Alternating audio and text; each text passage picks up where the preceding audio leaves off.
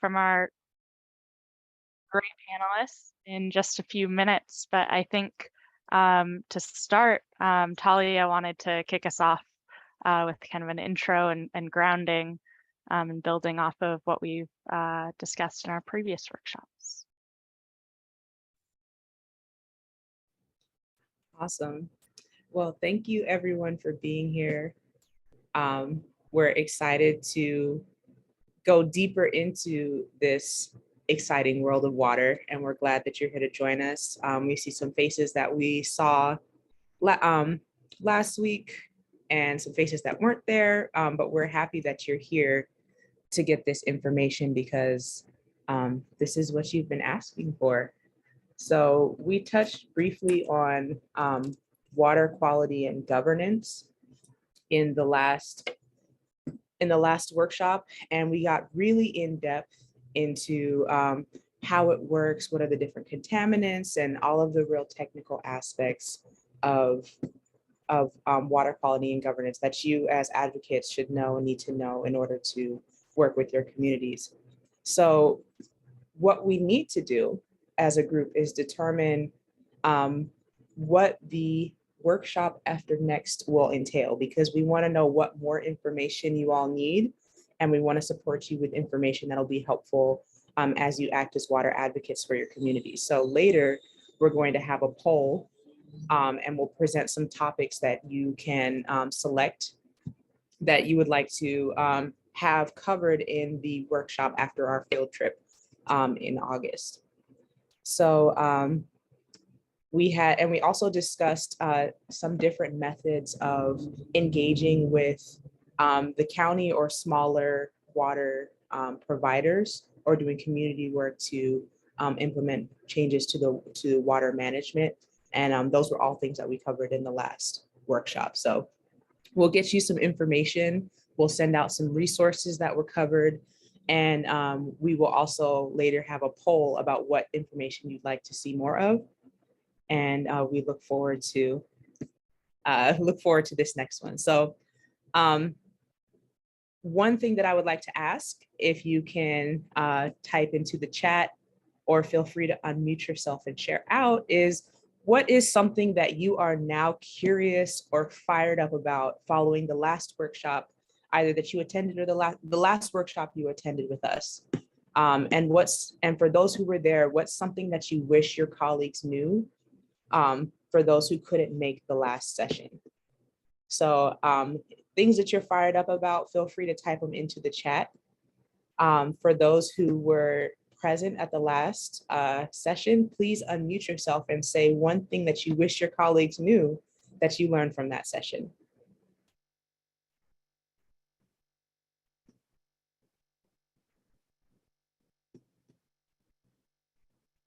Anyone want to share something they learned? I know it was a lot of information.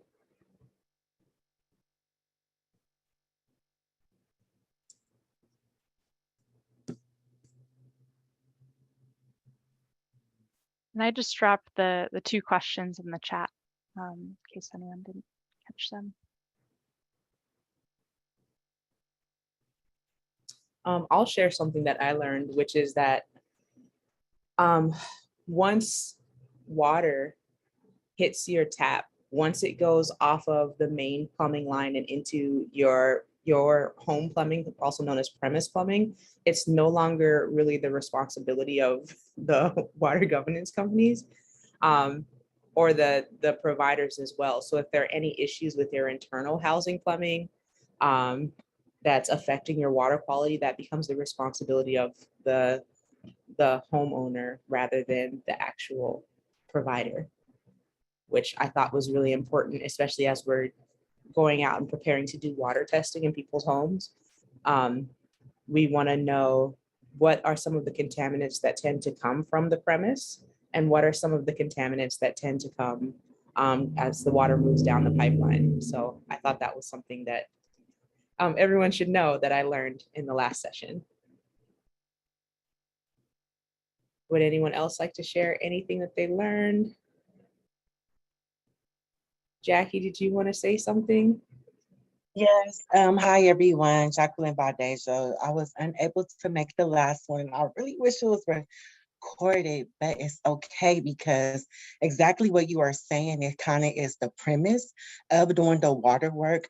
For instance, that's what they would tell us in Watts as the utilities company would stray away from the accountability. And so that's the importance of this group for sure, filling in those gaps with, viable, healthy solutions for the community. So thank you for bringing that up. Awesome. Yeah, thank you for sharing. Yeah, it does really become important. And as advocates, you want to know if Alfredo, did you want to share something? Yeah, I just found it interesting, the science behind taste, and the chemicals and the attention to quality. I think that there's a distinction between public health and then how there has to be a higher there's just a higher threshold for making the case for taste. But I think it's something that's important, especially to a lot of communities who rely on tap water. So I just thought it was really interesting to learn the science behind taste and how it doesn't just occur. There's something that causes it. Excellent. Yes. Taste can be affected by a number of different things in the whole process, which was interesting to learn about. And Paola shared in the chat that one of the things that she learned is that there's about the fight to secure water as a human right in California, which I also thought was really interesting to know that there was this whole legal push and this policy drafted up that stated that there is a human right to water, but there's no enforcement or regulation of that right currently. So that hopefully is an excellent kind of piece of information to springboard into our panelists today, because I'm excited and looking forward to hear how they have worked to ensure that their communities have that right to water. So keep entering your thoughts in the chat. We love reading them. We're going to move on to talk about our objectives for today, which is we really want to provide opportunities for you to gain more information and to exchange with each other on how to organize and advocate for improved water quality, both on the local and the statewide level. That's why we have our amazing panelists here. We want you to learn new resources and approaches to building community capacity and how to engage in that water decision-making process. We want you all to be the experts in your communities and know who to go to and how to push, how hard to push, and what the responses that you might encounter may be. We also want to identify some opportunities for you to influence water decision-making at the local and state levels as leaders in your community. And we're going to learn about some examples of other partnerships and coalitions that are focused on water advocacy and how they could potentially benefit you in your areas. So before we get started, I would like to take a moment. Oh, there's a siren in the background. Excuse me, guys. I would like to take a moment to acknowledge that all of us in California as advocates, we operate on the unceded territories of the Native and Indigenous peoples who were here before. I'm tuning in from the unceded Tongva, Gabrielino, Kitch area.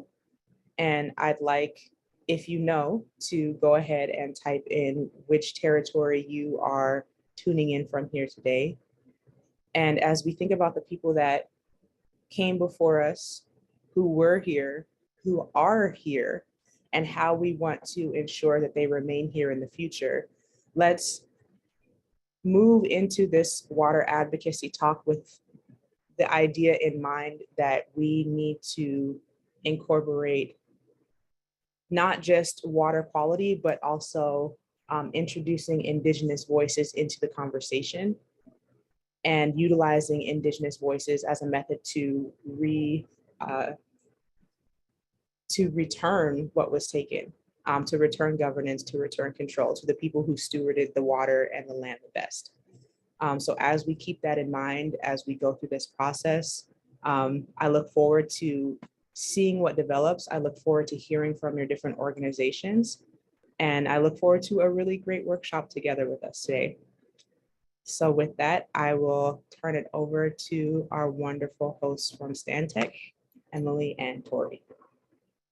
Thank you, Talia. And really love seeing, hearing the conversation in the chat, kind of debriefing our last meeting together. We will have some time at the end of today's discussion to talk a little bit more about what the fourth drinking water quality workshop might look like.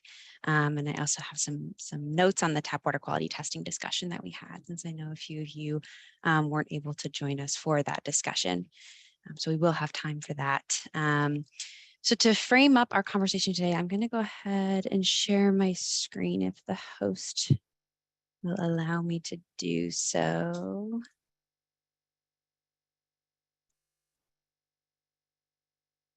There you go. Okay, thank you. Okay, can everyone see my screen? Yes, okay, great. So I wanted to kind of frame up who we have joining us today and some of the background of these two organizations. They will dive into that much more, but just to kind of share who we have here and what the connections are between both the Los Angeles regions as well as the San Joaquin Valley and Central Coast regions where our panelists work. And this may be repeat information for some of you. I know some of you even used to work at these organizations, so bear with me as we review this. But for those of you that don't know, Community Water Center and Self-Help Enterprises are nonprofits that work really at the nexus of organizing education and advocacy around water and environmental justice issues, both within the San Joaquin Valley as well as the Central Coast. And both of these organizations really have unique histories even to one another, but those histories are really centered on elevating community voice in decision-making around topics such as water and housing justice. And both of these organizations engage both at the local level in local empowerment and education, as well as the state level around advocacy, including, as Paola noted, advocating for the human right to water and its passage back in the, I think it was 2012. And though there are differences in the regional focuses of these two groups, we think there's a huge opportunity for capacity exchange amongst the members of the leadership group that we have here and in these two organizations. Though there are a few important things to note that we wanted to kind of frame for today's conversation as we're thinking about what water advocacy looks like across these various regions. So a few things to note on the geography. The communities where Self-Help Enterprises and Community Water Center work are generally more rural, and their water sources are either from, those communities tend to rely on shallow domestic wells or smaller water systems. So as a result, a lot of their engagement centers on outreach to people who are dependent on shallow wells to understand their water supply reliability and drinking water quality concerns.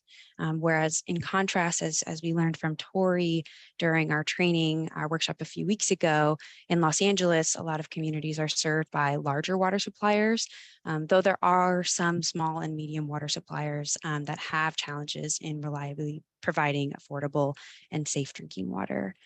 You may recall from Tori's presentation that over half of the people in Los Angeles are served by city-run water systems, and over 1/3 of people in Los Angeles County are served by the Los Angeles Department of Water and Power, or LADWP. So therefore, here in the LA region, water advocacy and water justice is really focused on engaging with those water suppliers versus individual homeowners or some of those smaller systems in the San Joaquin Valley and Central Coast. One other piece to note here is the differences in the sources and types of contamination across those two regions. In the San Joaquin Valley and Central Coast, there's a much larger influence of agriculture, which the use of pesticides makes the prevalence of some contaminants like nitrates more common. Whereas here is in LA, as Tori shared last time, the impacts from large industrial users in manufacturing means there's more of a prevalence of heavy metals and other volatile organic compounds in this region and makes that more common in LA. Despite those distinctions, there are, which are important. We know there's a lot of opportunity for coordination and capacity exchange across both of these groups, both on drinking water quality issues at the local level and how these groups have organized and engaged their communities, as well as at the state level.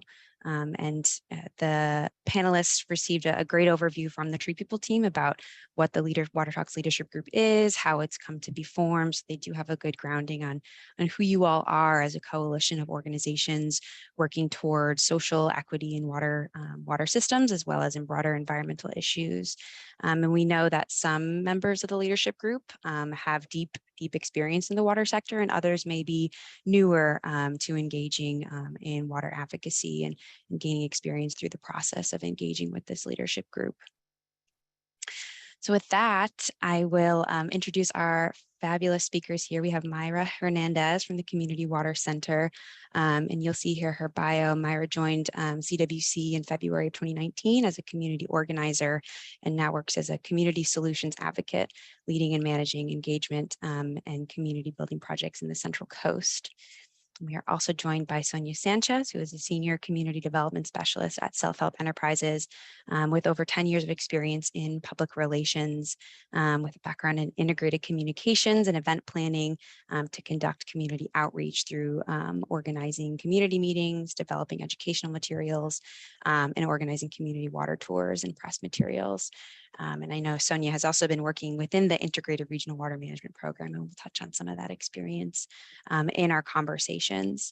I did want to kind of queue up for our discussion today. I have some prepared questions on some key topics. We have 3 major topics identified.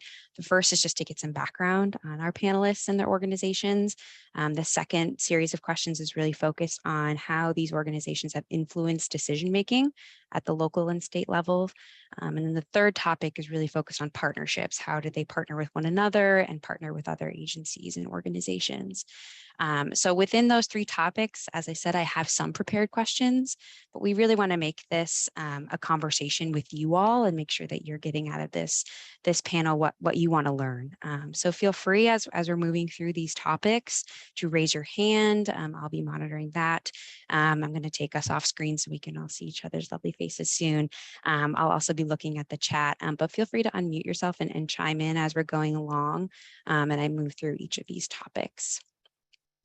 Before I begin, are there any questions? I see there's something in the chat here. Okay, nothing there. Okay.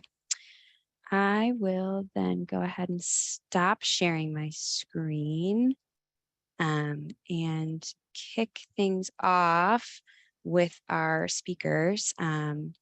Maybe we can start with you, Mayra. If you could share a little bit more about the origin story of Community Water Center. I know it's pretty unique, and then what led you personally to engage with water justice organizing? Yeah, definitely. Good afternoon, everyone. Thanks for having me. So yeah, the origin of Community Water Center. So we were founded about over 15 years ago by Susana de Anda and Laurel Firestone. Our first office that opened up was based out of Visalia. So really what happened was that Laurel and Susana were working with different communities in the area, and they saw that there was one common issue, that they all had water quality issues. They knew that they didn't have to drink the water, but they didn't necessarily know why, and no one was really working towards any type of solutions. So both Susana and Laurel came together to tackle this issue and see, like, how can we help communities come together, learn about the issues that are affecting them, and work with them to obtain both short-term and long-term solutions. So essentially, that's the really high-level overview of how CWC got started. And really, Community Water Center, like I said, our mission is really to act as a catalyst for community-driven drinking water solutions. And we do that through organizing, education, and advocacy. And as Emily already mentioned, we primarily work with low-income communities, communities of color, that lack access to safe and affordable drinking water, which again is a basic human right in the state of California. And so really we support community members in organizing and advocating for drinking water solutions for their community, but also helping them build up their community leadership to not only advocate for water needs, but so that they have those skills to advocate for whatever needs their communities have. And I guess what led me personally to engage in water justice organizing. I think the work that we do here is very important to me because we primarily work with low-income communities, communities of color who lack access to this vital resource. And you know, the communities that I work with remind me of my family. And I'd like to share a quick story of when I was 10 years old. So I come from a Mexican family. Mom and dad don't speak a lot of English, don't really have education. I think they just had like a couple months of primary school. And so throughout my life, I've been kind of the translator for my parents. And that started at a very young age. And so I have this core memory at 10. We received a paper through the mail saying something about the water. And so I was born and raised in Merced, California, which is in the Central Valley. And so we received this paper and it said something about the water. And my mom was like, what does this say? Like, can you translate what this says? And as a 10-year-old, I tried my best, you know, to kind of translate what it said. I was like, it's something about the water, that it's not good, that there's like a lawsuit. And then they're like, oh, okay. And then kind of didn't really do anything with it, right? Mm-hmm. And so I think having this story now makes me realize how important it is for people to have accurate information in a language that's culturally appropriate. And I think, you know, for that reason, I really value the work that we do to bring awareness to the issues that are impacting our most vulnerable communities. Mm-hmm. So yeah, that's a little bit about me. Thank you, Myra, for sharing that and seeing lots of nods and hearts and emojis on your personal story. I know that that connects with a number of folks in our leadership group. And, you know, water is life. It's deeply personal. And I really just appreciate you sharing that. What about you, Sonia? Hi, everyone. Thank you for the opportunity to join today and share a little bit about Self-Help Enterprises and our work. Self-Help Enterprises was formed in 1965. So we've been around here in the San Joaquin Valley for quite a long time. Our focus is on housing and community development work. And our mission is to work together with low-income families to build and sustain healthy homes and communities. And while we did start off as a housing organization, you need the infrastructure in order to build that housing, and affordable housing at that. And so our organization for the last about 25 years has been very involved in community development, specifically sewer and wastewater systems, and also water infrastructure. And so our department is the community development department. And within that, I work under the community engagement and planning team. And we're a staff that's dedicated on supporting and improving community participation in water management. That includes the Sustainable Groundwater Management Act implementation that's currently happening, as well as the Integrated Regional Water Management Program that I worked with and got to know Emily working through that program. That's a statewide program that encourages regional collaboration and also provides funding for water-related projects. We're also working on the Multi-Benefit Land Repurposing Program, which provides funding to help rural communities and ag sector balance groundwater supply and demand, while also creating new benefits for communities and ecosystems. And then our other main program is power building, which we do through our Rural Communities Water Leadership Institute, which I'll touch on a little bit later. But within that team, it's really we work in tandem. So I'm part of the community engagement and planning team, but we also work with our community development department, who do more of the project implementation and the actual construction projects. So for example, connecting maybe a private well community to a nearby water system, which we did a lot of and during the last drought, because that was one of the most sustainable long-term solutions for our communities. We also work very closely with our emergency services department, and they're on the ground providing drought resources to our communities. And that work ranges from bottled water deliveries to households whose private wells have gone dry, to also hauled water deliveries to these families. We place large tanks in front of the yards of these families' home and connect those tanks to the water infrastructure system of their home, so that when they turn on the faucet, they can have running water again. As Emily mentioned, a lot of our communities, especially our rural communities here, rely on private domestic wells that are shallow. And as the groundwater is being depleted due to the drought and overpumping, a lot of families are losing access to the water in their home. So our emergency department does a lot of that on the ground work. The last piece that they do that I'll mention is they also are working to drill new wells for families that qualify through one of the programs that we have that is primarily for low-income families to be able to drill new wells. And during the last drought, the cost for drilling new wells was about $35,000 to $40,000.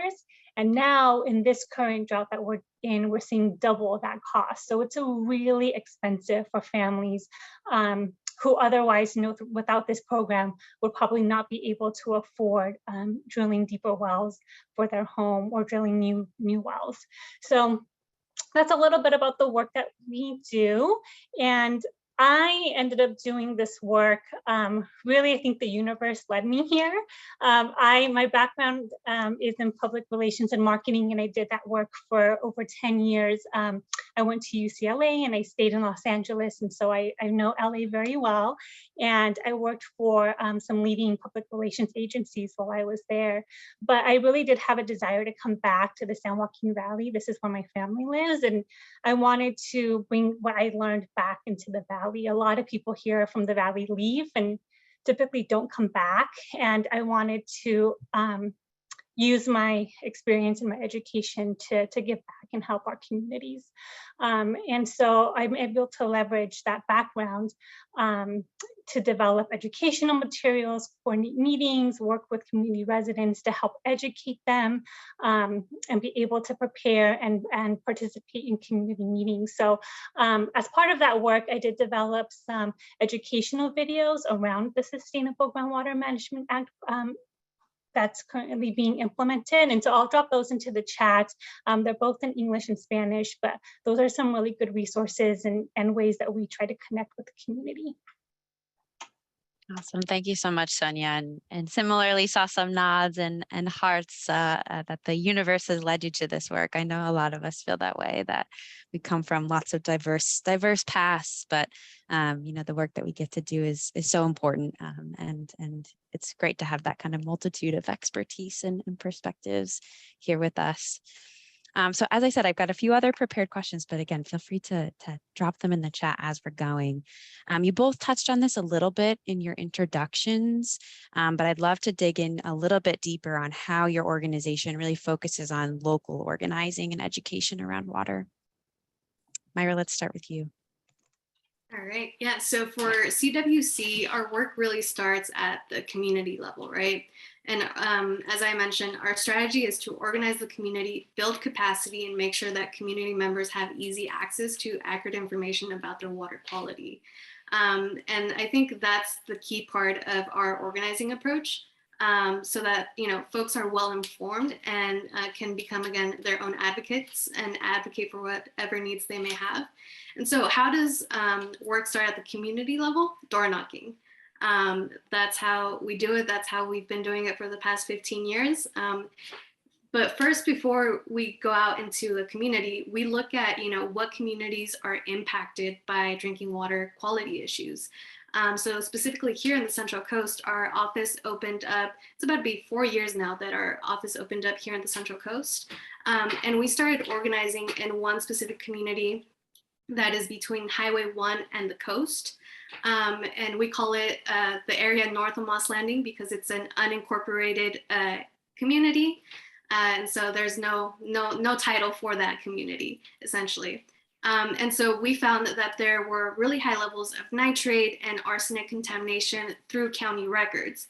And so we're like, okay, there's a concentration of contamination here. So let's go out to this community and see what people know about their water quality. And so one way of doing that is our door-to-door outreach. And when we do our door-to-door outreach, we have a simple question, which is, do you know where your water comes from? And it's either yes or no. If it's yes, it's like, yes, we know it comes from our well. Okay. Do you know what the water quality is like from your well? They're like, no, we just know that we're not supposed to drink it. We don't really know why, but we just don't drink it. It's like, well, you know, we have these resources available here in the Central Coast. We have a free well testing program where folks can sign up, get their well tested. It looks at over 18 different contaminants that are found in drinking water. And that's kind of the first step that we take, connecting them to resources, getting that information. Once we have that information, sharing it. Again, some of this information is very technical, so we want to make sure that it is delivered in a way that makes sense to everyone. And once we share that, unfortunately, they have high levels of contamination, there's this natural flow of like, okay, now I know this, now I'm concerned for my health and my family's health. So then the natural process is like, what can we do? What should we do? And that's when our organizing approach comes into play. It's okay, like you're not the only person that is affected by this. There are many other people in your community that are affected. So let's all come together and discuss what was found in each other's wells. And let's discuss a little bit more about what the health impacts are, and kind of come together and see what solutions are available. And so specifically for this community, which is kind of the model that we use throughout all the communities that we work in, we brought them together through a community meeting, and we just talked a little bit more about, you know, what was going on. And everyone, again, was like, okay, how do we get solutions? Let's get into action. And so from there was like community leaders that were already like, okay, I'm ready, let's do this, what do we need? And so we went to a local community services district board meeting to talk a little bit more about the water quality issues that were impacting the folks. And they had the ability to apply for a bottled water grant through the state. And so they went to share their story and ask if they could apply for this grant so that they could administer it and provide free bottled water to everyone that lived in the community.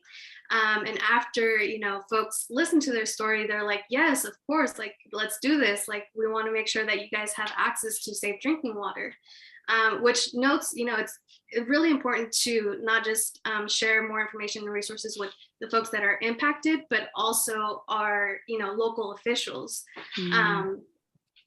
And so essentially, that's, you know, that's how we get that work started. And then once we get the interim solutions, we're like, okay, now let's work around long-term solutions.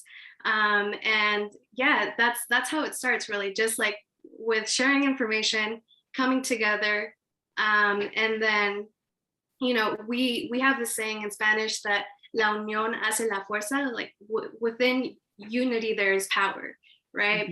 And so when we hold these community meetings, we always help community partners create a community-based organization to unionize them and have one voice represent the community. And that kind of led us to having multiple CBOs throughout the Central Valley. And at one point, when it was just Susana organizing, she's like, this is too much. We can't handle all of this. So then we, or actually Susana and Laurel brought together all of these communities together and created the Agua Coalition, which the Agua Coalition stands for in Spanish, La Asociación de Gente Unida por el Agua, or in English, Association of People United for Water. And so this is a regional grassroots coalition of impacted community residents and also allied nonprofit organizations that are dedicated to secure, safe, clean, and affordable drinking water, not just for the Central Valley. We actually expanded out to the Central Coast this year. So that's been a really exciting work for us. And then just wanted to point out that the Agua Coalition, members of the Agua Coalition have been meeting monthly for 16 years. For 16 years. Wow. And yeah, that's dedication. And that's really what has impulsed Community Water Center to do the work that we do, because the work that we do is really community driven. We talk with our community partners. We, plan our advocacy work with them, and they're the ones that really do the movement, and we're just there to help along the way. So yeah, I guess I'll leave it at that. I don't know how much time we have. No, this is perfect. This is like so much, and you're touching on so many things that, I know are at top of mind for this group. And I mentioned at the start, we're thinking about this tap water quality testing program. So super curious to hear more about, that process of, testing and communicating results to community and connecting to resources, because that's something that I know is a high priority for this group. And if there's any information about the Agua Coalition that you want to share in the chat, that might be helpful for folks if they want to learn more. But again, if folks want to also ask other questions, we can build on those as well. Thank you, Myra. What about you, Sonia? What does that kind of local empowerment look like at Self-Help? Sure. Yeah, Self-Help shares much of the similar strategies as Community Water Center. Our motto is we work with rather than for community residents. We know that they are the ones that are most knowledgeable about the needs of their communities, and also the issues, the needs, and what potential solutions could take place. So we work collaboratively with residents, and we don't tell them what needs to be done, but we work together to find a solution together, whether that be funding resources, connecting them to other technical assistance providers, or us also providing that technical assistance. So because we share a lot of the same strategies like Community Water Center that Myra shared, I won't go into that too much, but I do want to touch on two programs that we do have for residents to build their capacity.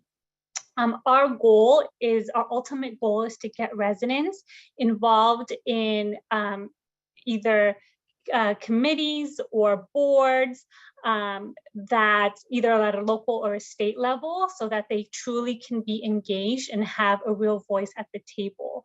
There is a lot of power in community organizing and building coalitions, and we do all that work with the ultimate goal of having residents at these decision-making tables. And two ways that we do that, that we have two programs currently, are the Rural Community Waters Manager Leadership Institute, and I'll drop that into the chat. But essentially, this is a program that builds capacity in our underserved communities. It's a 6-month program. It's held bilingual in English and Spanish. So we have a translator that translates in Spanish as the program is being given. And it overall seeks to engage those residents that are already actively participating in water management activities and those seeking to participate.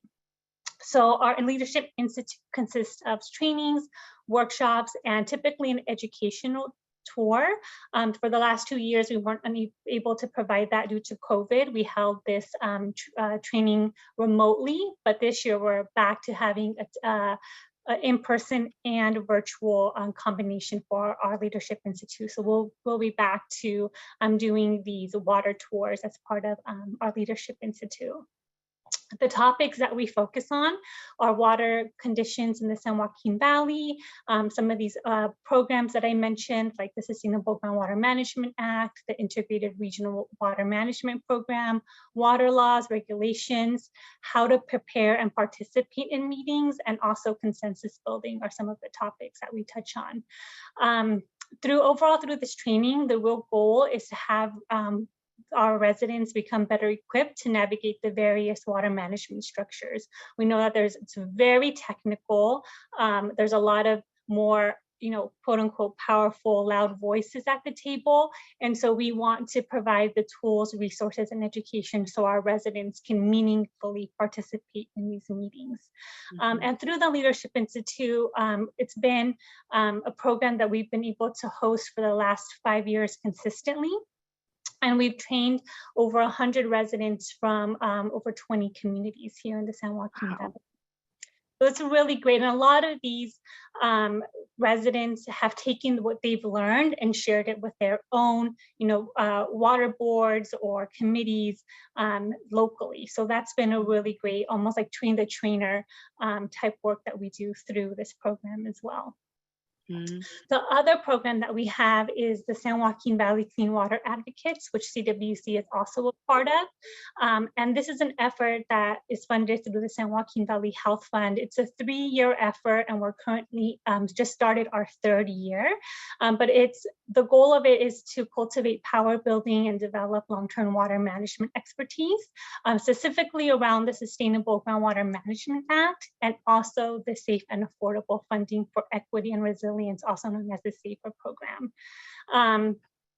And so what we do there is through the funding has provided grants to 501c3 organizations, but also informal and formal community associations, because sometimes these smaller community associations don't get funding like bigger, established nonprofit organizations. And then also we're able to provide stipends to individual community members that are actively participating. A lot of our community members volunteer their time. They're not being paid, like, for example, I'm being paid as part of working at Self-Help Enterprises or irrigation districts or groundwater sustainability agencies. Our community members volunteer their time, and we know that their time is also valuable. So we've been able to provide them with $500 stipends through this program every year. And we're also doing a learning exchange, kind of similar to what we're doing here now. Community Water Center, Leadership Council, and Self-Help Enterprises coordinate quarterly trainings that we host, and we present to our group of organizations and stipend recipients. So some of the trainings that we've touched on so far is meeting preparation and effective participation, drinking water mitigation, and most recently we held a training around drought and drought resources. But one of the most exciting things that we're working on through this program is a layman's glossary of terms that will be in English and Spanish that will be around terms through the Sustainable Groundwater Management Act and the SAFER program. Our organizations have had like some version of a layman's glossary of terms, but we came together to really identify key terms that we feel are a foundation to build on for residents to learn about the programs and become more engaged and engage more effectively. Like I mentioned before, it's very technical. When you attend these meetings, they talk in a very technical language. So this glossary of terms will be a really, really good resource that we'll be able to share out with our communities here in about a couple of weeks. We're working on finalizing the first term group, which is under the SAFER program, and then, or sorry, the SIGMA program, and then we'll be moving on to develop a glossary for the SAFER program. But these are all, programs that Self-Help Enterprises works on that ultimately, like I mentioned earlier, really focus on meaningful engagement for our community residents and ultimately having a seat at the table of these decision-making organizations. Thank you, Sonia. Yeah, super helpful. I feel like I have such a good knowledge of both your organizations, and yet everything that, you know, every time I engage with someone from self-help or CWC, there's always just so much more you're doing. It's really amazes me how much you're able to touch and coordinate amongst yourselves, really, to expand your ability to support communities. Curious, I'm going to pause. Are there any questions from our leadership group? Anything on what you've heard so far before we dive into some more questions?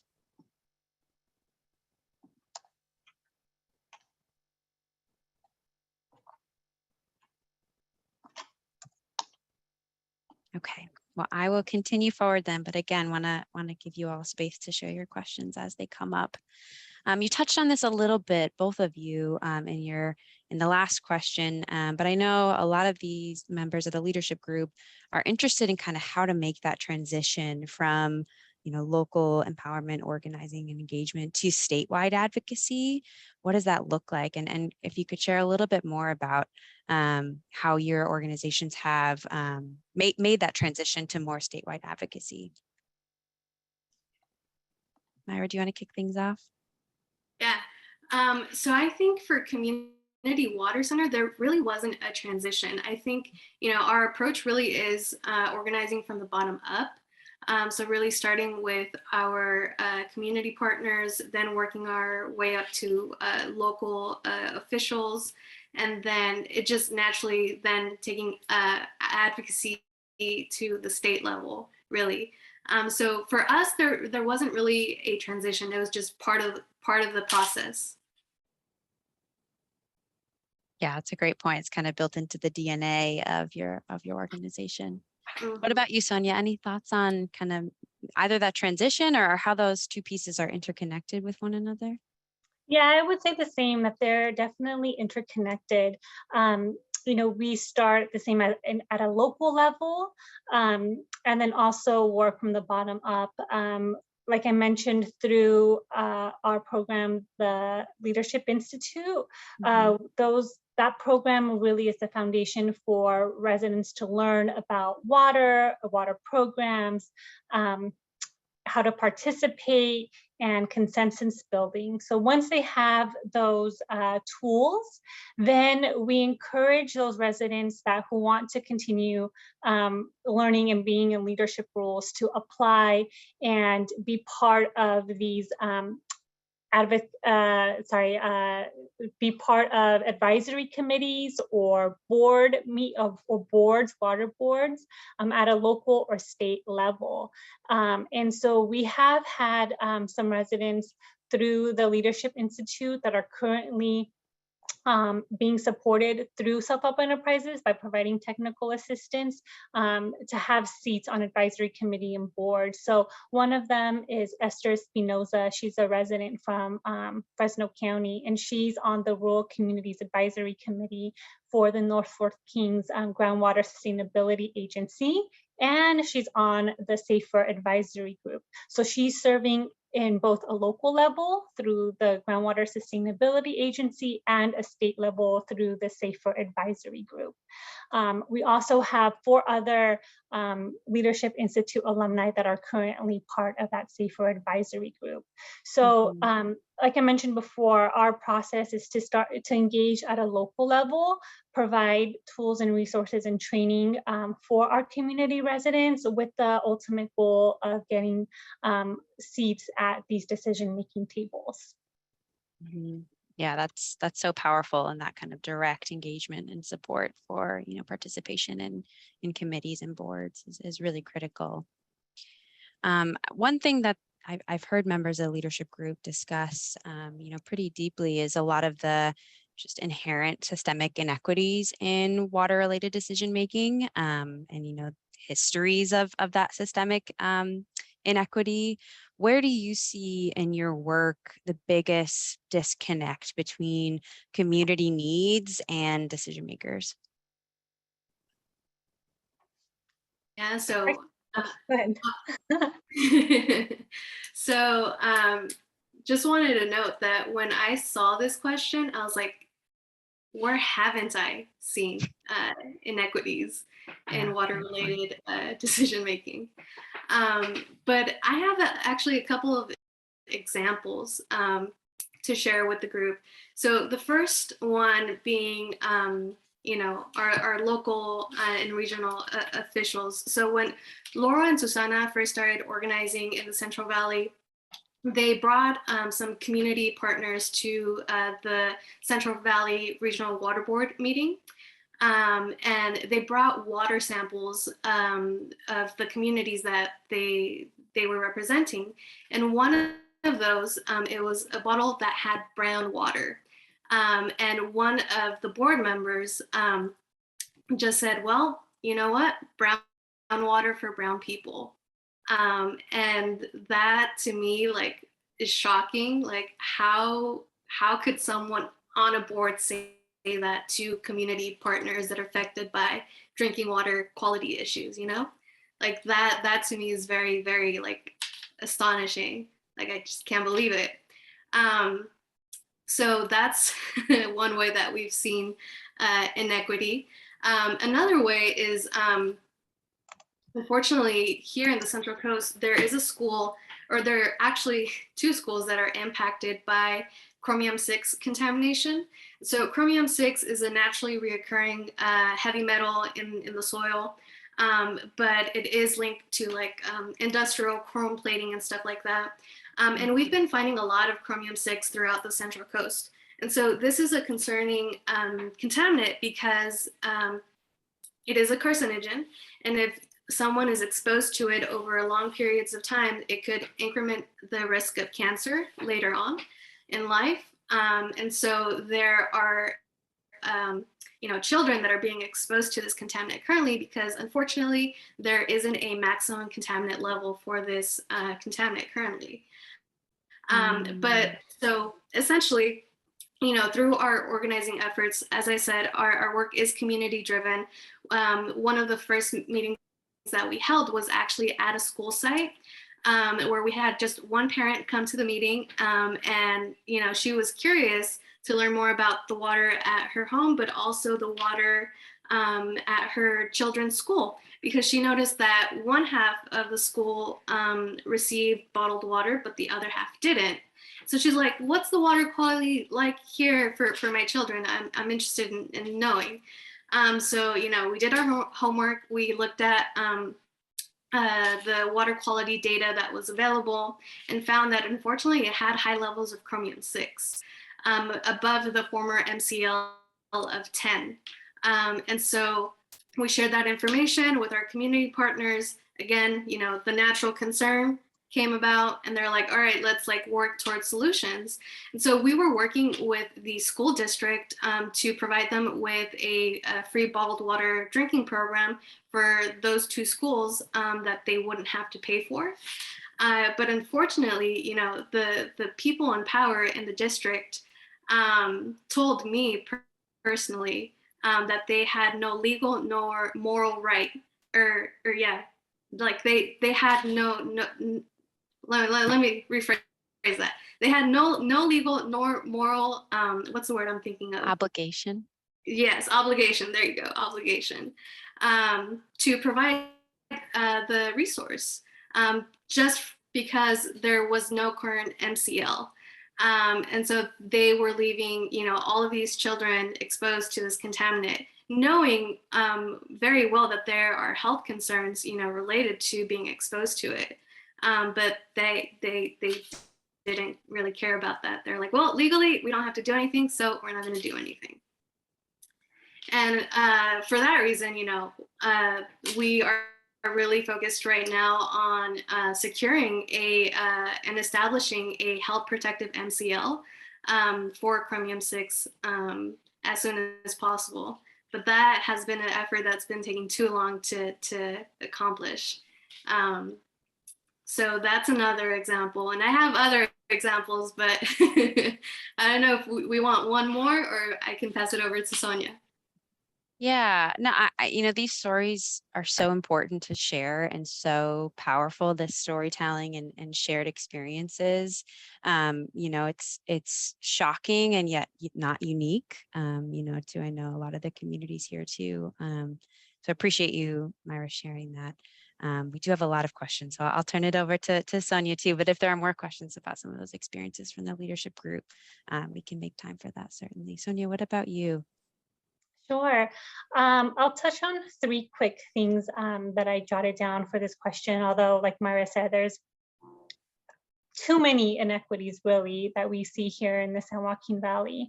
One of the ones that I'd like to share is that the decision makers at these state agencies typically don't represent our communities. And I say that in terms of what they look like and their interests, right?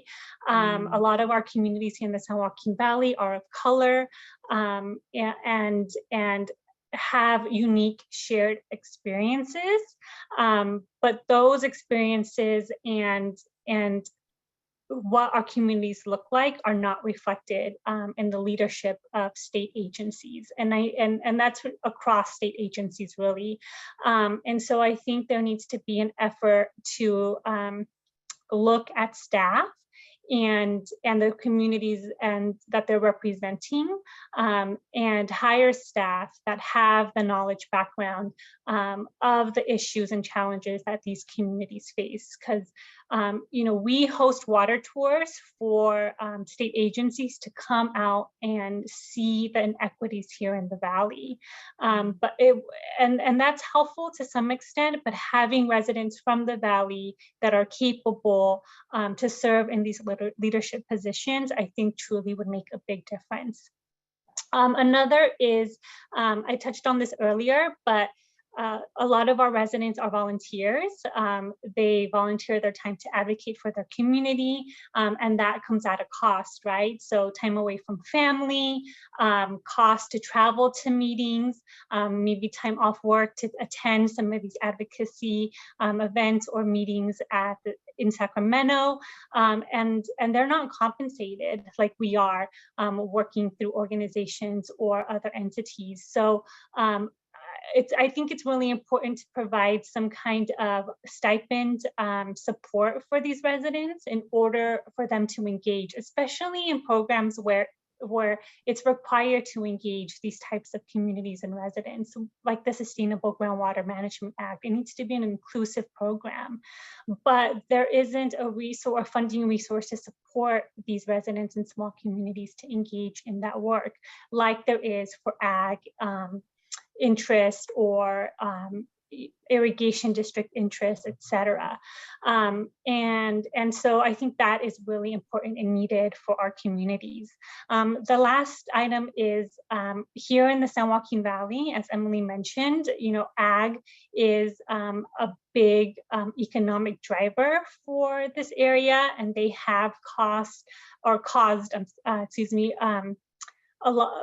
They have contributed to the water contamination in the San Joaquin Valley, but they're also the biggest voice at these tables, and they dismiss the needs of communities in the interest of profit. One example is during the last drought, the 2012-2016 drought. Our ag here in the San Joaquin Valley had record profits while thousands of wells went dry. And we didn't see any ag interests, step up and say, hey, how can we help? I mean, these are the communities that work for the ag economy here. And they are the ones that are being impacted.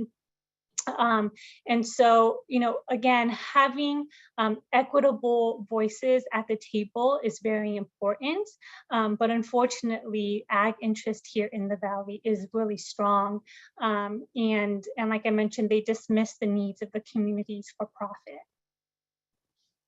Yeah, thanks for sharing that, Sonia. And really incredible to hear. I mean, things that I know so well, but even just hearing them from you both is just really shocking, just that complete disconnect. And I know we'll get to some of the strategies and approaches for addressing that disconnect, but we do have a question in the chat from Jay Show. Correct me if I'm mispronouncing your name. I'd love to invite you to unmute yourself and share your question directly with our speakers if you're able to. Yeah, absolutely. So for my organizing experience, we're obviously trying to hit everyone in the community, but of course, there's always going to be differences in opinion in terms of policies, like when we're trying to advocate for better parks, Some residents want, let's just say, amenities that are not very welcome for people outside of the community. So sometimes if they were to put benches, they would do like hostile architecture, or maybe they'll just get rid of benches or even certain trees because they feel like it might bring in unhoused neighbors, folks like that. And then there'll be like different opinions from that end. But from the renter side, there might be differences of opinion when you're trying to organize both groups or just general population. How do you kind of sort through that difference in opinion in terms of moving forward with the project or policy? Sure, I can start with one example. As I mentioned, here in the San Joaquin Valley, in these rural communities, they're served by private domestic wells, so they're not on a water system like the larger cities are. One of the things that we've advocated for in terms of long-term solutions for these communities is, when possible, to connect to a neighboring water system, because that'll be, have reliable water source for these private well communities. But some of these residents do not want to have historically not wanted to do that, because that means they'll have a water bill, right? So instead of just pumping the groundwater from their private well, they'd have a more regulated water system where they would pay for their water. We got a lot of pushback from small voices, but loud voices in private well communities. Two that I can think of is Cameron Creek. It's a small community outside this larger, still small, but larger community named Farmersville here in Tulare County. And although they were within the sphere of influence for Farmersville to eventually connect to their water system, the drought really exacerbated that, this last drought. And so residents that did not want to connect to the water system, them seeing that their wells going dry, led to them wanting to connect and have that reliable water system. The same thing happened in East Porterville. There were some residents that did not want to connect to the city of Porterville. East Porterville was really the epicenter of the drought. There were over 300 wells that went dry in that community. And so Self-Help Enterprises Community Water Center, we worked with the Department of Water Resources and other agencies to get emergency funding to connect them to the Porterville water system. But there actually were some residents that did not want to connect, and they did not. And so they're vulnerable to future droughts. So that's one example of a pushback, but we really do try to educate community residents. And we, together with Community Water Center, we held community meetings in East Porterville that helped change the perspective for some folks that did not want to connect to the water system. And so what became, a handful of folks really trickled down to a couple of folks that didn't connect to the water system. But really that education piece and like was touched on earlier, in language is really important to facilitate that communication and learning exchange so that the residents can make the best decision for themselves long term.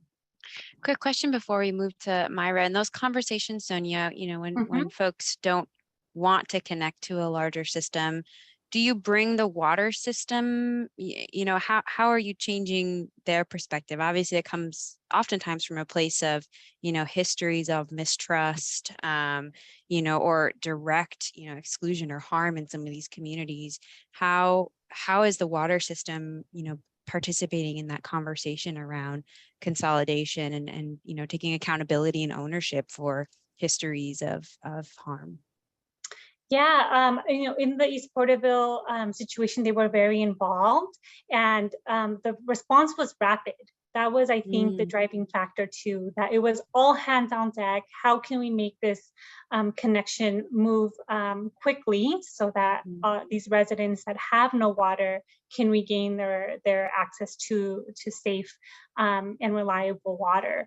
So I think like seeing the response from, you know, organizations like us, the city water system, the Department of Water Resources, I think really led that to be a successful project. But you're right. I mean, our communities have had historically been non-included. There's mistrust. Folks have come in and not delivered on promises. And so, you know, when we engage with partners, we lay all that out on the table. Like, we don't want you to just say you will do X, Y, Z without the actual commitment and like a game plan for how we can achieve that. I mean, that's what, I mean, we even had that conversation with the Department of Water Resources recently on a water tour that we did with them. You know, like it was a communication dialogue exchange between residents and the department leads. And we wrote down what promises they made to the community residents to hold them accountable. And at the end of the water tour, we reviewed what those promises were. And so, you know, we are going to advocate, and we've been advocating for them to uphold those promises, which, you know, till now they have been doing. We have a really good leadership team that we're working with, but you know, it really does come down to trust, and especially with working with tribes.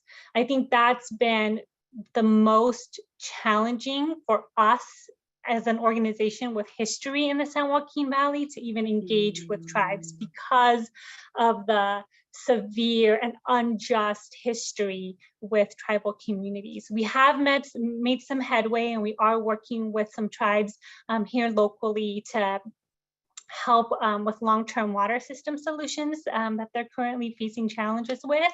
But that, for me, has been the most challenging to connect and engage with them. They really are, you know, have a barrier between their tribe and folks coming in and wanting to work with them, and that's understandable. You know, and so what we're trying to do is leverage the relationship with the tribes that we have now to try and connect with other tribal leadership and other tribes in our service area, because there within tribes there is that trust. So if there's that referral, that's very helpful. But in all of my time working with Step Up Enterprises now about 8 years, that piece in tribal engagement has been the most challenging, but also the most rewarding when we do end up working with them. Yeah, thanks for sharing that, Sonia. I know we have some questions prepared around your engagement as an EJ group with Indigenous peoples and Native nations, and we'll touch on that a bit more, but I appreciate you sharing that and kind of your own learning personally through that. What about you, Myra, on your end in terms of, you know, navigating when members of the same community have really opposing opinions? How do you create a space, you know, to move forward? I think Sonia really touched on two things. One is education, and the other is trust. I think one thing that I haven't mentioned yet, but I think is obvious through the work that we do, is when we go into a community, we build relationships with our community partners, and we sustain those relationships. So I personally hold relationships with all of the folks that I work with in the community, and I've been sustaining those relationships for the past 3 years. And I think, you know, part of that is building up that trust, making sure that they know who I am, who CWC is, and know the type of work that we do. And know that, you know, we're here as a resource and that we want to help with whatever issues they have. And part of, you know, the education piece is, you know, we are a resource hub for our community partners. They do come to us with other issues. But I think when approaching this, I think, you know, here specifically, we have the issue that we have, for example, a household where there is a landlord, the landlord lives next door, and then the middle house is the tenant, right? So the tenant has been very involved and engaged with the work that we're doing. You know, they really understand the work, they want to support the work, but their landlord just doesn't really connect with us. And we've tried multiple ways of building that relationship with him. And I think we're a bit closer now than where we were in the beginning. But essentially, you know, there is this contaminant called 1,2,3-trichloropropane, also known as 1,2,3-TCP. So we are currently doing this pilot project to see, you know, how effective a treatment system is for TCP and what the actual costs are for operating and maintaining it. And so this parcel has 3 households on it. And unfortunately, they have TCP in their water. And the tenant was very interested in getting a treatment system installed in her house, but the landlord wasn't. And so we tried many, many different ways of, you know, understanding what his concerns were. So essentially meeting people where they're at, right? Like listening, hearing what their concerns are or what their opinions are, and then working and then taking all of that back and bringing it to the team. It's like, okay, these are their concerns, these are their opinions. You know, how can we best address their concerns? And then we would just go and follow up. And we're like, okay, so you said X, Y, and Z. These are the answers to X, Y, and Z. So can we move forward? And then it's like, oh, okay, yeah, that makes sense. Like, yes, let's move forward. But for this specific example that I'm sharing, unfortunately, we answered all of his questions, but yet he didn't want to participate in the pilot project. And his reasoning was like, well, why would I, you know, put in a system that you guys are later going to take out because we're working on a long-term solution? And that's a valid reason, right? But that still leaves, you know, his family and the other 2 families exposed to a contaminant that could cause cancer. And, you know, there's not much we can do there except, you know, continue to build that relationship and hope that one day, you know, if unfortunately the long-term solution is delayed, then he can see like, you know what, actually, yes, let's do it. Let's move forward with it. But yeah, it's hard. It's hard, honestly. But I think, you know, it's just meeting people where they're at, having trust, you know, building up that relationship and sharing resources and tools so that they better understand the situations and they can make their informed decisions based on the information that they receive. Mm-hmm. Yeah, those are all really great points in terms of, you know, the approaches that you take to making those connections. And I know that the disconnect between landlords and renters is a big challenge here in the, you know, Los Angeles region, as I'm sure you both know. You know, so we heard some of the stories of disconnect. I'm curious if you have stories where you've seen your work affect change in water decision making, where you've seen, you know, that input really impact outcomes. Anyone want to take that one? Who should go first? I can take that. I touched on this too a little earlier, but where we've seen really effective change is when our community residents have these seats on the advisory committees and boards. This is where they're able to collaborate with other decision makers and share their perspectives and needs for the communities in a space that is more welcoming in a way, and also where they have a leadership role to share their stories and their needs for their communities. So that's where we really have seen a change is at these decision-making tables. The other is residents do work with us to advocate for state advocacy programs. So like what was mentioned earlier, the Human Right to Water, Self-Help Enterprises and Community Water Center were very engaged in getting that law passed. And residents went to Sacramento. They helped write comment letters and talk to our legislative representatives to push for that legislation to go through. And so that is another way that change has really come about through this local to state approach.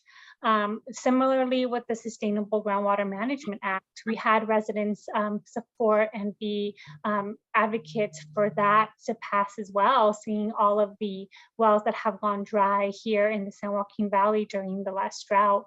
The human right to water was also a catalyst in addition to the drought for getting the Sustainable Groundwater Management Act passed.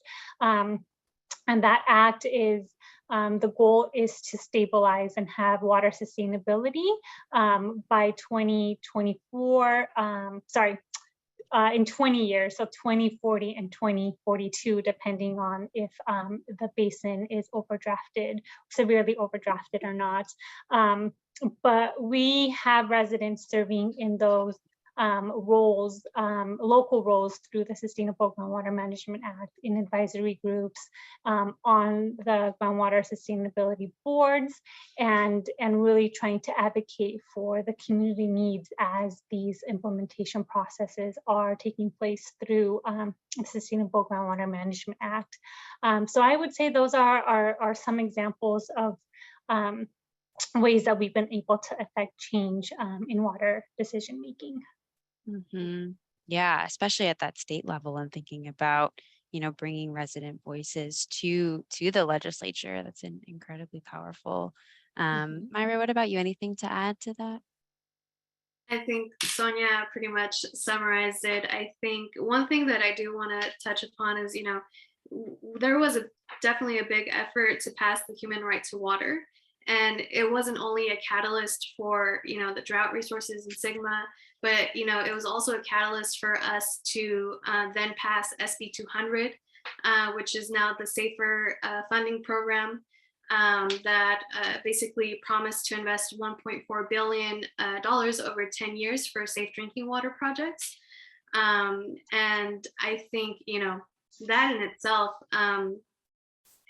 community water centers, making sure that those funds go to the communities that need it the most as well.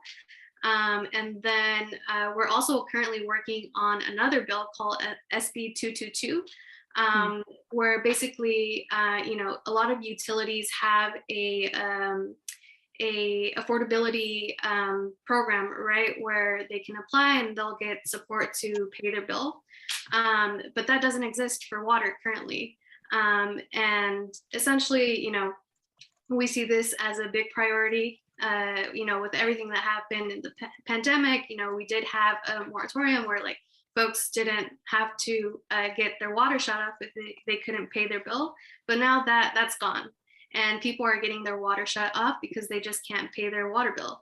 And so, I think, it's all of these things have led from one to another.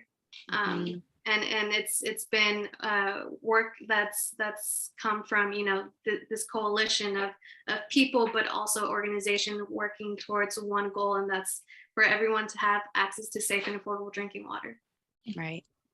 Right. And I think the interconnectedness of all these policies is so important to elevate. It's not just safe drinking water, it's affordable drinking water, it's resilient water systems to climate change and drought.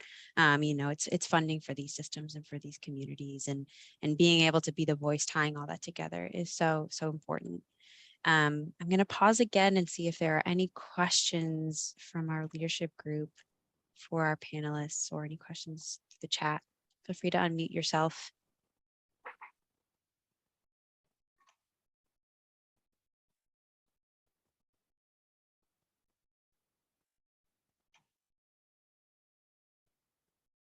You must be answering all of their questions as you go.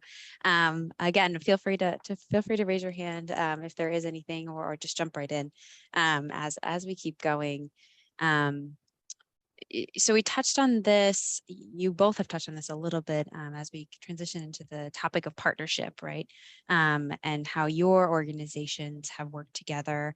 How has coalition building amongst the environmental justice groups in the San Joaquin Valley and elsewhere, how has that been helpful in both achieving your own goals and supporting each other's efforts? Myra, do you want to kick that one off? Yeah, sure. I think a great example is human right to water, SB 200. It was all of our allied orgs coming together and bringing our community partners together as well, and saying like, hey, you know, not only is this a local issue, but it's also a regional issue. It's a state issue. Like there are multiple Californians that don't have access to safe drinking water, and we need to work together towards, you know, obtaining solutions. I think, you know, Sonia already mentioned that, you know, we do a lot of SAC action days, lobbying days together.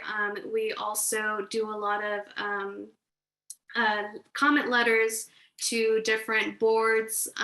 For example, for Chromium 6, you know, we were able to get a group of allied orgs to come together and write a letter letting the state know that, you know, we want a health protective MCL and we want it as soon as possible. There are treatment technologies that are available that makes it, you know, feasible for folks to treat down to a health protective level. And I think, you know, so far, you know, working together has just brought people together really under this one main issue, right? And it's like, we can't give up because it's all of us and we're all working towards this one goal. So I think, yeah, I think, you know, there's a lot of great work that's been going on, and we always try to work together and help out whenever we can. And I think that that's what has been really helping us in the work that we've been doing around water quality issues in California, not just quality, but quantity as well. Mm-hmm. Yeah, what about you, Sonia? Anything to add to the kind of coalition building that's been happening and how it's served self-help and you've supported others? Sure, I think, Myra touched on, how we collaborate. Just one thing to add is, you know, as she mentioned, we work really closely together. And one of the things that we've been doing for the last few years is we meet on a weekly basis, Self-Help Enterprises, Community Water Center, and Leadership Council primarily, but we've had other groups join, like Clean Water Action is now part of our weekly meetings. And that really is a designated space where we discuss and define how we will, our strategy for assisting residents, specifically to participate in the Sustainable Groundwater Management Act, but we do touch on other water related issues. But this has been very, very fruitful and helpful as we work on the Sustainable Groundwater Management Act implementation process, because our organizations share a lot of the same goals, views, and approaches. We're able to coordinate really effectively through these weekly meetings. Mm-hmm.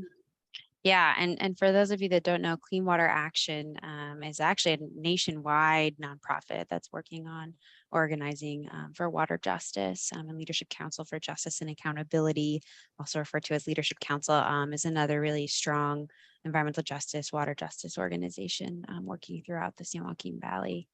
There's a question here from Peter, a good one here. How does this, Myra, you mentioned a coalition that's been meeting monthly for 16 years, which is just astounding, you know, to have that history. Where does that coalition get funding, or even, you know, these weekly meetings that you all have? What kind of funding supports that type of coordination? And what are some of the outcomes of that coordination? Do members of the coalition partner on projects or programs? What are some of the fruits of that kind of coordination?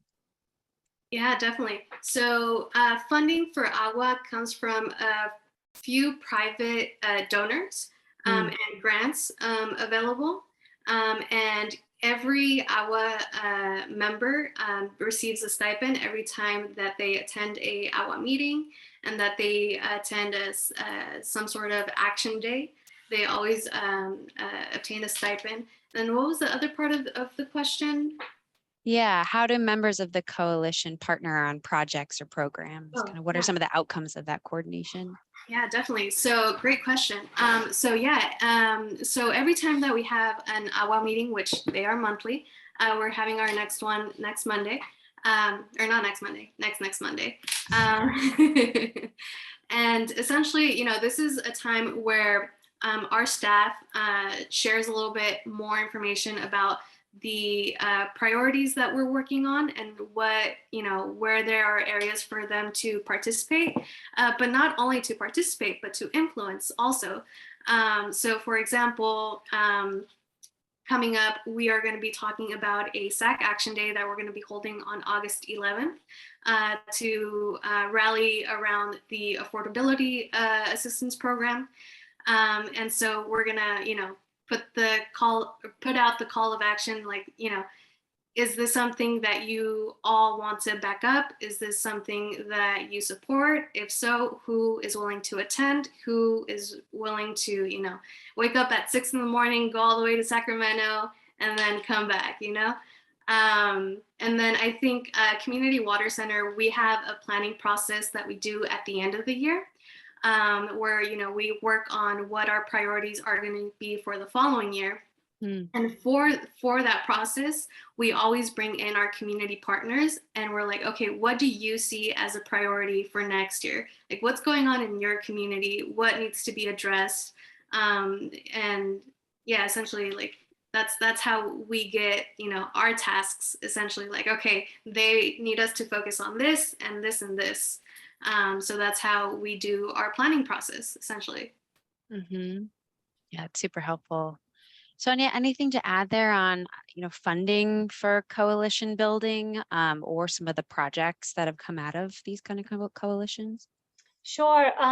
For in the funding aspect, we have private funds for our engagement work right now in the Sustainable Groundwater Management Act. We did have funding through the Department of Water Resources, but that has been, it's done. Our funding contract ended. I know that Community Water Center and Leadership Council are still funded through the Department of Water Resources because they are working on groundwater plans that were not just critically overdrafted. We were only working on the critically overdrafted plans. And so our funding ran out a little sooner. So right now we have private funding to support our work in the Sustainable Groundwater Management Act. And all three of our organizations, Self-Help, Leadership Council, and Community Water Center, also have funding through the San Joaquin Valley Health Fund effort that I mentioned earlier to also support our work around Sustainable Groundwater Management Act. And some of the fruitful projects, I mean, really through the San Joaquin Valley Clean Water Advocates, the learning exchange that's taking place where we host quarterly trainings for the cohort members really came from them. They requested those trainings, and we worked together to identify themes for those trainings. So that has been a really great way that we've been able to engage and educate those cohort members.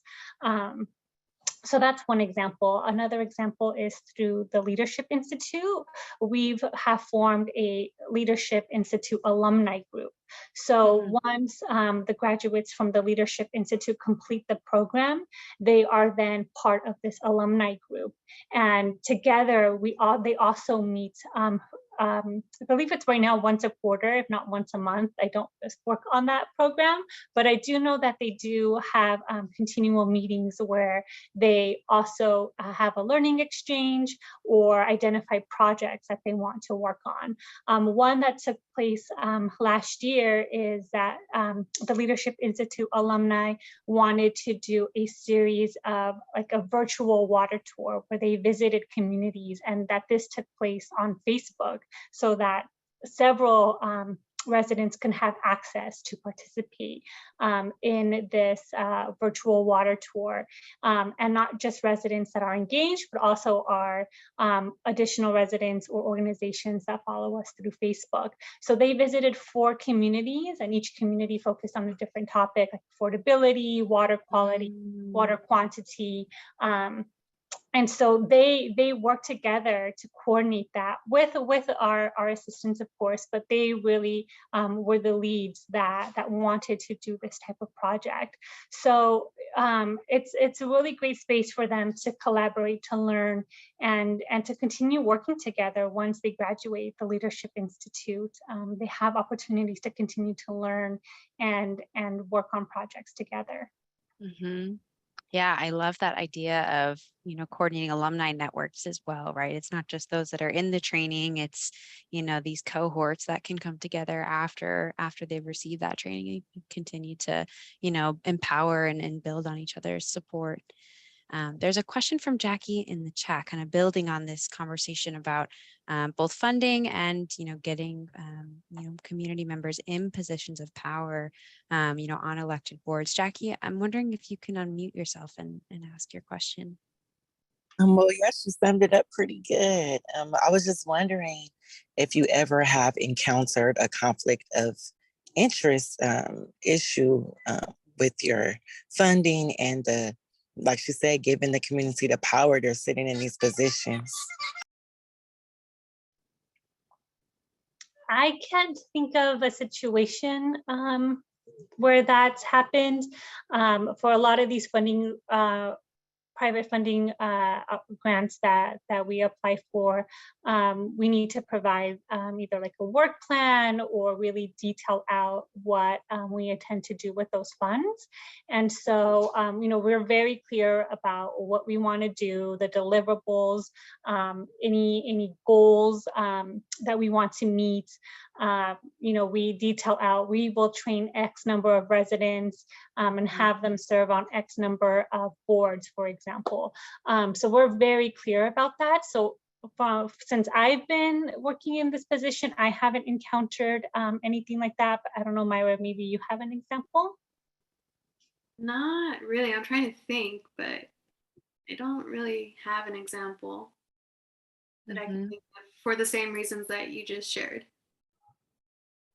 So I would like to make a note for the group. That's the way to go, private funding. There's definitely, well, there can be more flexibility with private funds than state funds. And we work on a combination of both. So we have private funds for certain projects, state funds for others, and in some cases, a combination of both. Like, for example, for the Leadership Institute, that has some funding through USDA, but also some private funds as well. And the private funds are the ones that support those stipends for the residents, because right now state agencies are not allowed to provide that type of support, you know, stipends through funds. So for that reason, we have a combination. Mm-hmm. Yeah, that's such an important point, thinking about funding sources as kind of filling in the gaps where some pieces can't cover. Cindy, Yep. I see you had a question in the chat. Do you want to share that one? If you're able to, if not, I can share it. Hi, yes. Hi, everybody. Thank you so much, Maida and Sonia, for everything you've shared. I was wondering if y'all do any organizing with youth at a elementary, middle school, or high school level. And if you do work with youth on maybe campus water issues, what that looks like, if it's any different from what you've shared already, or how it's incorporated within the campaigns and strategies. Yeah, at this time, Self Help Enterprises does not have a youth program. It's something that we've looked into and that we do want to hopefully do in the future. But at this time, we don't work with youth or high school residents. And for Community Water Center, we do have an Agua Youth Program. And actually, you know, it's a coalition that's been together for 16 years. So the youth from back then are now the adults that are participating in the Agua meetings and are being advocates for their communities. So that's pretty neat to see. But here specifically in the Central Coast, given that we only opened up our office about 3.5 years ago, we haven't necessarily established a youth cohort for the Central Coast, but it's definitely something that we're looking into during our planning process. Absolutely. Yeah, I know that that's top of mind for a lot of folks here too, and slash or partnering with organizations that do have those kind of youth and educational programs or are connected to schools to kind of build on that. Another question here from Jackie. Are you able to share what the USDA program is that you were granted or recommended, or if there are any other programs under USDA that would apply to this work? Sure, I can follow up with that information because since I don't lead that program, I don't know the specifics of the funding, the specific funding source from USDA that was used for that program, but I can definitely share that maybe with you, Emily, and if that could be shared out. Perfect. Thank you, Sonia. For sure. Okay, we've got about 2 more questions before we wrap up. And this is one, Sonia, that you touched on before. I'd love to hear from both of you, knowing particularly Native nations and Indigenous peoples with these long histories of erasure, and systemic, oppression. How do you as a water justice or an environmental justice organization partner with Native nations on your water organizing and education? What does that look like for each of you? Sure. For us, we really had a great opportunity to engage Native nations through the Integrated Regional Water Management Program. One of our tasks was to convene a tribal stakeholder group that helped inform the development of a tribal outreach and engagement plan that would ultimately lead to informing tribes about the Integrated Regional Water Management Program and the funding opportunities available through that program that could help with any water system, or could potentially help with identify funding for water system infrastructure needs. And so we started with a stakeholder group that included local tribal leaders, that included Integrated Regional Water Program staff, and also the DWR tribal liaison was part of our stakeholder group. So we have prepared questions ultimately about like how could we engage and educate tribes in a meaningful way and in a respectful way. And so through those conversations, we developed our tribal outreach and engagement plan, which we've then put into effect, and we were able to engage tribes here, specifically in the Tulare, Fresno, and Kern County areas. So we engaged the Tejon Indian tribe, the Tule River Indian tribe, the Dunlap Band of Mono Indians, and the North Fork Mono Indians as well. And currently, through that engagement, we are continuing to work with the Tule River Indian tribe. We coordinated a meeting with other agencies, including the State Water Resources Control Board and the Indian Health Services, because out of this conversation that we had with the tribe, we identified that they were having water infrastructure issues. They have a well that serves homes on their reservation, and that well during the summer tends to go dry because there's no snowpack in the Sierras. That means there's no water in the river, and so the river feeds water to their reservation. So the water infrastructure had some challenges. And so we were able to coordinate that meeting between the tribe and the agencies, which then led us to identify the safer funds that were mentioned earlier as one potential vehicle for us to be able to help them work through their water infrastructure issues. So currently our community development team is working with the tribe on that.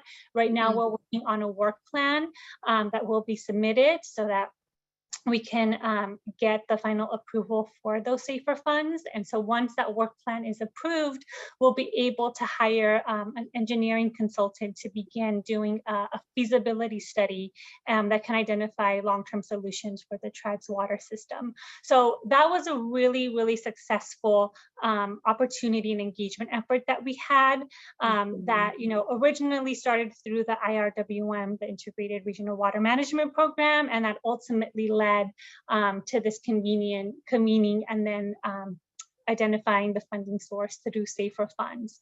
So that's been a really rewarding project, especially because it's unjust that these tribes don't have access to water, and I think they need to be prioritized in to fix their water challenges. And so we are working with them currently.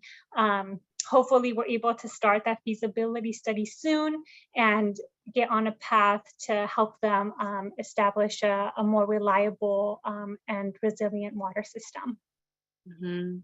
Yeah, and that story just speaks to how important this IRWM Disadvantaged Community and Tribal Involvement Program funding is to connecting communities, not only to the IRWM world and funding there, but also funding to the SAFER program. Here in LA, we're hoping to connect a lot of these groups to the Safe Clean Water program and the funding that's available there. So that kind of coordination work, even amongst funding programs, is just so critical.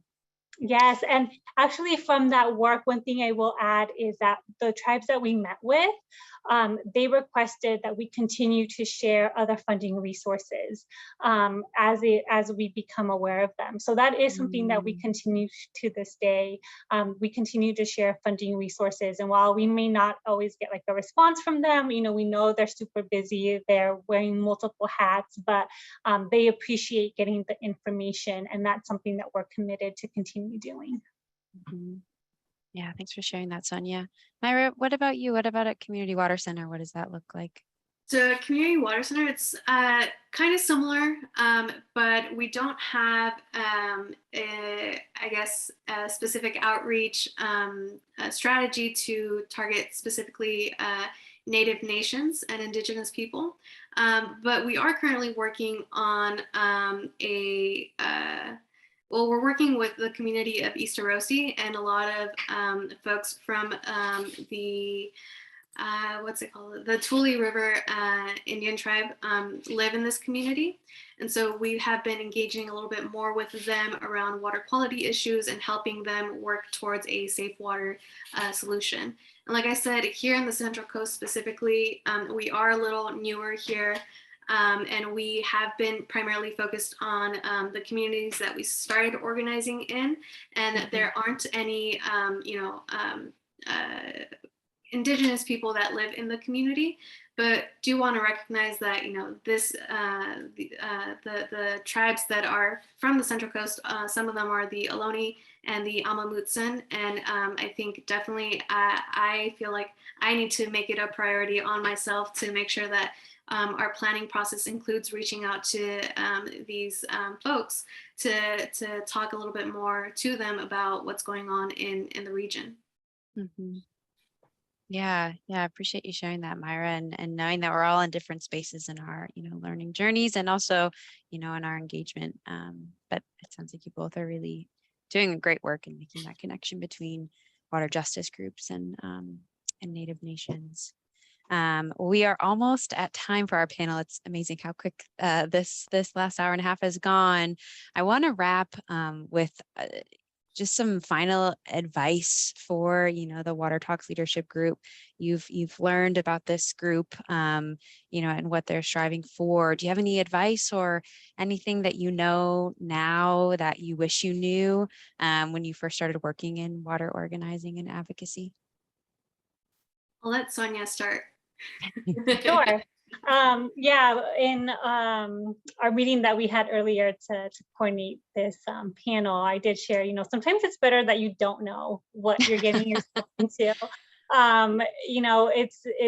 There's a lot of voices, a lot of loud voices, and they tend to be stronger than or louder than the community voices, though, their needs are not any less important, right?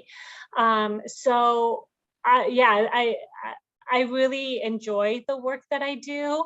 Like I said, I came from a public relations background, so I use that foundation to develop educational materials and lead these educational trainings for residents. But one of the things that I have found very valuable is, just being a sponge to absorbing information. I might not always know what they're talking about, especially when I first started work in the water world. It was very technical, very overwhelming, but I really took advantage of training opportunities and educational opportunities that are offered. There's a lot of free training opportunities available, specifically some that come to mind are through the Public Policy Institute of California, the Water Education for Latino Leaders, Maven's Notebook, and the Groundwater Exchange are really great resources, and also through the Water Education Foundation. So I can drop those in the chat, but just being a sponge and learning, like one day it will all click, and like it happened for me. And so now like I'm able to really engage and help our community residents and have that knowledge transfer. But definitely leveraging educational and training opportunities has been really helpful for me in my work. Yeah, there's so much to know, and it feels like it's ever growing and ever evolving. So I appreciate you uplifting that. And there is a question from Chris in the chat. If there are any particular resources, links, I know Sonia and Myra, you've been sharing some of the kind of Agua Coalition, some of the videos you've worked on, but if there are other really helpful, fact sheets, tools, websites that are helpful to share, please go ahead and do so. Myra, I'll turn it over to you. Any final advice or anything you wish you knew at the start of all this? It's funny because all day today I was like, what should I say? What should I say? And the thing that I started writing was, we all have a voice. And it was interesting that Sonia started off with, the voice. But yeah, I think definitely learning for myself specifically, sometimes, giving my background, that I was always like the translator for my parents, like I was always their voice, right? And I think to this day, I see the value in sharing what I've learned in my life with my community partners, and or I guess bringing awareness to that they also have a voice, and they have a story that needs to be told, and they have the power to use their voice to bring about change in this world. So I think, kind of deep, but kind of, I think, yeah, that's what I want to leave this group with, that we all have a voice, we all have a story to be told, and we all have the power to make changes, to make this place a better world for everyone. Yeah, what a beautiful way to end this conversation, Myra. We said at the start, water is deep, it's personal, and just appreciate you both sharing your stories, all the great work you're doing. Appreciate you taking the time to join us today. If everyone can join me in thanking our panelists. We will share the resources and links that have come out of today's discussion with you all. We'll also share, if it's okay, Myra and Sonia, your contact information if folks want to connect with you directly. I think it sounds like there might be some follow-up. All right, well, we have about 10 minutes left. And one of the things, I know we noted this at the beginning, we'd love to hear from you all. We have one final drinking water quality workshop that we can talk about a number of different topics. I know during our first workshop, folks shared their thoughts on sticky notes, and Talia did a great job of pulling all that information together and helping us narrow in on what some of those topics are. So we've prepared a quick poll with some of those topics. We should note that I think we'll go ahead and launch that poll if we can. If there are topics that you don't see on this list that you want to talk about in that fourth workshop, go ahead and add them to the chat. I know some of you weren't able to join us in person a few weeks ago. But the question here is, what 3 topics do you most want to focus on in that final drinking water quality workshop? We'll leave this open for just a few minutes.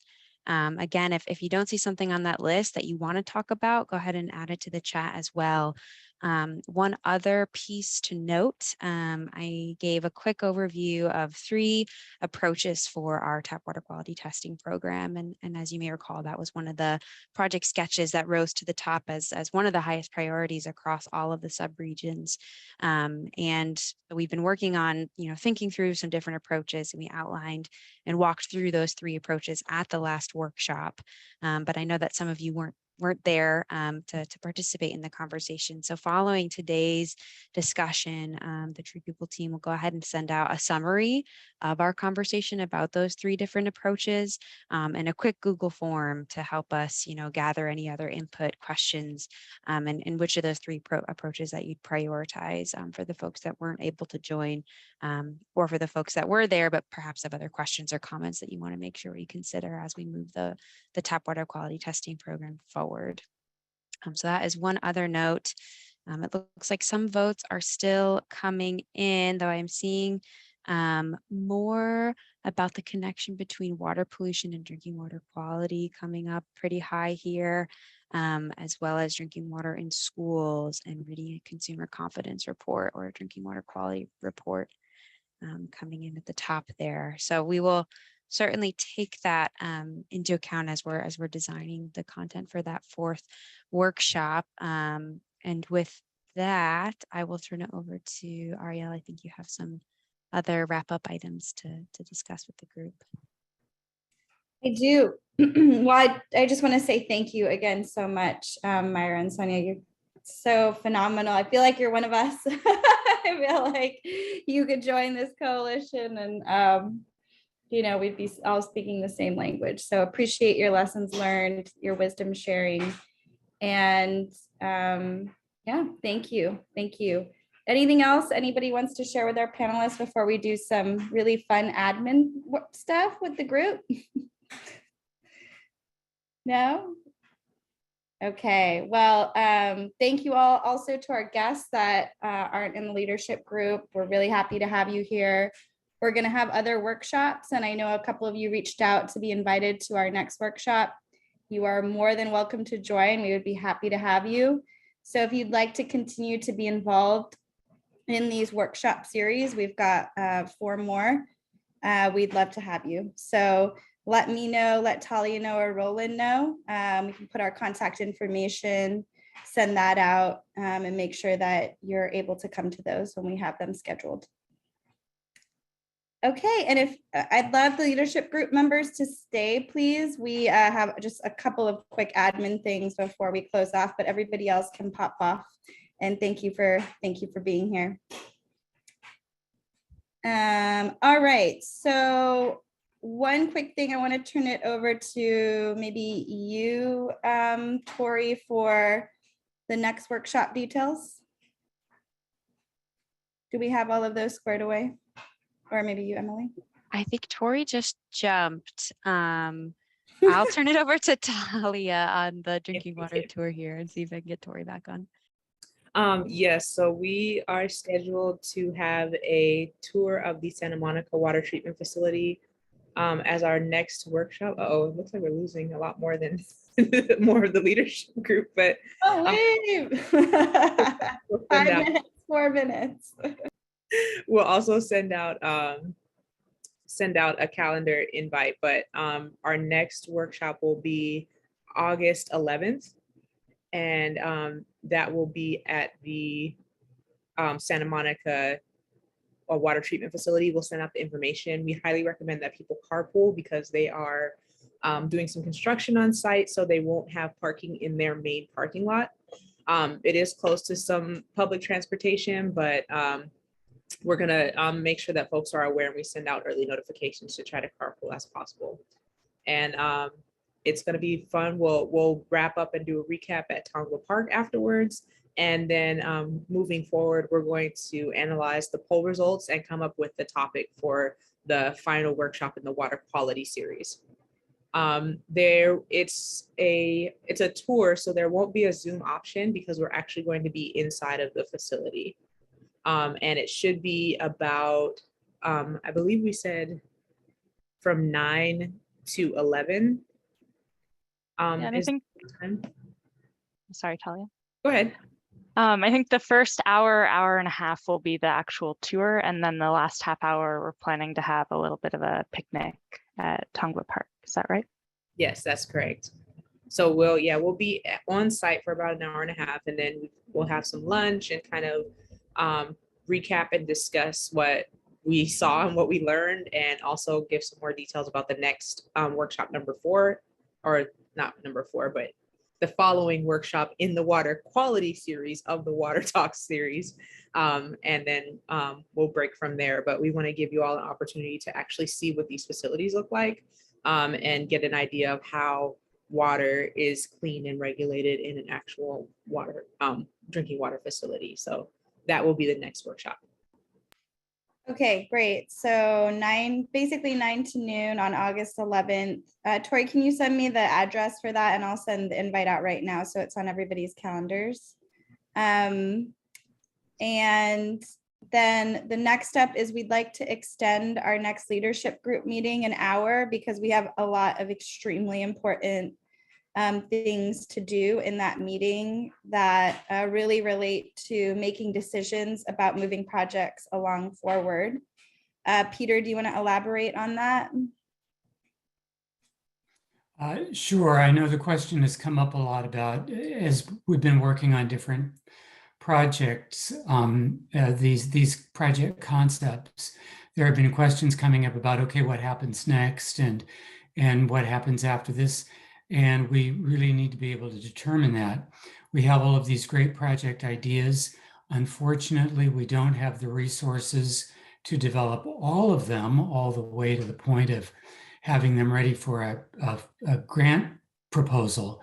So what we need is everybody's help in an exercise in starting to prioritize projects, so we know which ones we definitely want to start working on, and then we can kind of work from there. So really important meeting. We'll send out more information about it. So I wanted to know from the group, and that's July 28th, I think. July 28th. So I wanted to get from the group an idea of if it would be better to do 10 to 12 or 11 to 1. Does anyone have very strong opinions about that?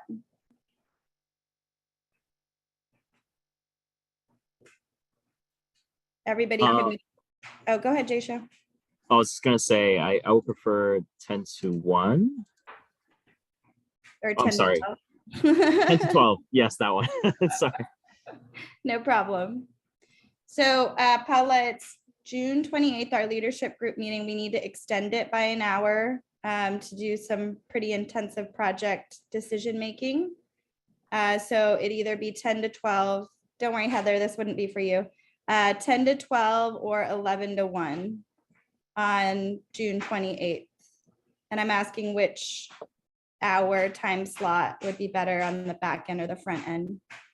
And Jaysha said 10 to 12 either. Thank you, Gabriela. And yes, it's July 28th. Okay. Okay, that's going to be a really important meeting. We'll send out more details with that. And then the last thing I wanted to share is now that I'm back from vacation, we're going to finalize some of the things we were talking about before. So I'll send out an email. I really want to solidify the community agreements and then figure out things moving forward, Paula and Cindy, with you. So I will circle back and we can make some decisions and finalize those agreements. We did, just so you know, have deeper conversations with these two panelists based on the outcomes of what happened, and we will continue to do that moving forward. So thank you all very much. I will send out those calendar invites. Good seeing you all. I missed you, and we'll talk soon. Thank you. Bye, everyone. Bye, y'all. Thanks, everyone. Bye.